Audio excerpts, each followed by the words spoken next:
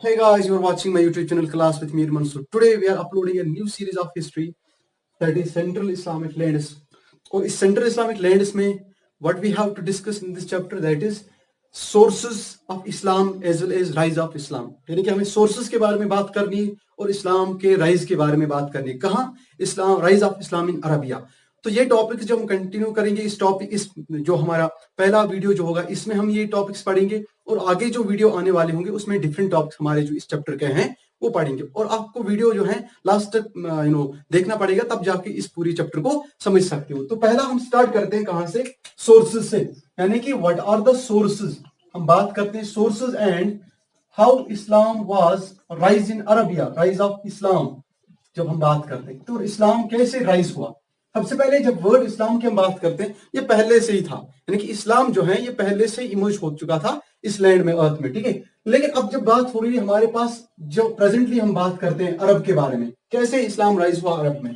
तो सोर्सेज जो हमारे हैं कि हमारे पास वी हैव डिफरेंट सोर्सेज. जिस तरह से हमारे पास हिस्ट्री के रिलेटेड सोर्सेज होते हैं, लिटरेरी सोर्स होता है, आर्कोलॉजिकल सोर्स होता है, तो जिससे हम क्या करते हैं, जिससे हम समझ जाते हैं कि ये हिस्ट्री जो है किस तरह से हमने इसको समझना है या हमें हिस्ट्री को हेल्प अंडरस्टैंड करने में मदद करते हैं ये सोर्सेज, चाहे लिटरेरी हो. इसी तरह से हमारे पास लिटरेरी सोर्स है और दूसरा हमारे पास है हम कहते हैं डॉक्यूमेंट्री सोर्स. तो सबसे पहले अगर हम बात करते हैं सोर्सेज के बारे में, सो कौन से सोर्सेज हमारे पास है और किस तरह से इस्लाम जो है राइज हुआ अरबिया में. तो ये स्टार्ट करने से पहले मैं सबसे पहले एक इंफॉर्मेशन देना चाहूंगा, वो ये है कि इस्लाम जो है, रिलीजन इस्लाम, ये दुनिया का सेकंड लार्जेस्ट रिलीजन है. यानी कि Islam is the second largest religion.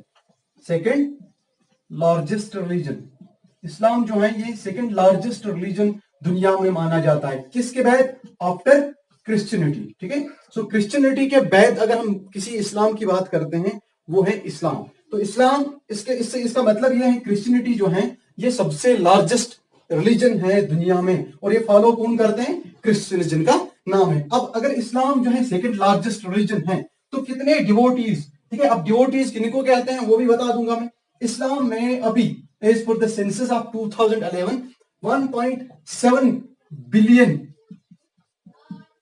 Billion devotees हैं. डिवोटीज, तो डिवोटीज यहाँ पे जिनको फॉलोअर्स कहते हैं. अब डिवोटीज यहाँ पे हम किनको कहेंगे? मुस्लिम्स को. यानी कि इस रिलीजन को कितने लोग फॉलो करने वाले हैं? 1.7 बिलियन. तो सबसे सेकंड लार्जेस्ट रिलीजन है दुनिया में. और दूसरी चीज ये अप्रोक्सीमेटली प्रिडिक्ट किया जाता है 2040 तक, यानी कि up to 2040 Islam will rise and it will become a largest religion in the whole world. और इस्लाम जो है ये लार्जेस्ट, सबसे बड़ा रिलीजन जो है दुनिया में बन जाएगा. तो ये हमने थोड़ी सी इंफॉर्मेशन आपको इस्लाम के बारे में दे दी. और इस्लाम के बारे में और एक इंफॉर्मेशन मैं देना चाहता हूं. इस्लाम जो है इसको हम कौन सा रिलीजन कहते हैं? Monotheistic religion. मोनोथिस्टिक रिलीजन के नाम से इस्लाम को जाना जाता है. So what is meant by the monotheistic religion? Means those followers who believe in concept of one God. वो फॉलोअर्स जो कंसेप्ट ऑफ वन गॉड पे बिलीव रखते हो, मतलब दैट इज अल्टीमेट ऑलमाइटी अल्लाह. तो ये हमारा है. या हमने कभी सुना होगा मोनोथिस्टिक सेंट्स जिनको हम कहते हैं, वो जो अल्लाह पे बिलीव करते हैं. तो वही चीज यहाँ पे मोनोथिस्टिक रिलीजन, इसलिए इसको कहा जाता है कि मुस्लिम जो है वो किसको फॉलो करते हैं? वो ऑलमाइटी अल्लाह को, ठीक है. और वही सारी चीजें जो हमारे पास. अब हम आगे पढ़ेंगे सोर्सेज के बारे में. ये मैं थोड़ा सा आपको इंफॉर्मेशन देना चाहता था. और दूसरी इंफॉर्मेशन ये है कि रिलीजन जो है as per Christian calendar 7th century से ही हमारा जो इस्लाम है अरब में फैलने लगा था. तो उसी के बारे में हम बात करेंगे, rise of Islam in Arabia. तो इसलिए मैंने बात की कि आपको वीडियो पूरा देखना पड़ेगा, तब जाके आप इस्लाम के बारे में समझेंगे कि कैसे इस्लाम जो है राइज हुआ था अरब में. तो हमने पहले बात की कि सोर्सेज के बारे में. सबसे पहले हमारे पास क्या होते हैं? क्रॉनिकल्स, जिनको हम कहते हैं. क्रॉनिकल्स जो है ये एक सोर्स है हमारा. सो क्रॉनिकल्स, अब कौन से क्रॉनिकल्स? मतलब जो इस्लाम में जिसको हम कहते हैं तवारीख. तवारीख जो है ये एक वन ऑफ द सोर्स हमारे इस्लाम के लिए है. मतलब जो हमारे पास तवारीख होती है इस्लाम में, ये एक सबसे बड़ा हमारे पास सोर्स है इस्लाम को समझने के लिए, इस्लाम को अंडरस्टैंड करने के लिए. दूसरा हमारे पास है इसी के, यानी क्रॉनिकल्स पहला हमारे पास एक सोर्स है. दूसरा सोर्स जिसको हम कहते हैं semi historical works. Semi historical works, यानी कि सेमी हिस्टोरिकल वर्क्स की हम बात कर रहे हैं. सेमी हिस्टोरिकल वर्क्स किसको हम कहते हैं? लाइक सेमी हिस्टोरिकल वर्क्स में दो चीजें हमें आती हैं. वो क्या आती है? बायोग्राफीज, यानी कि सेमी हिस्टोरिकल वर्क्स में हमें दो चीज आती हैं।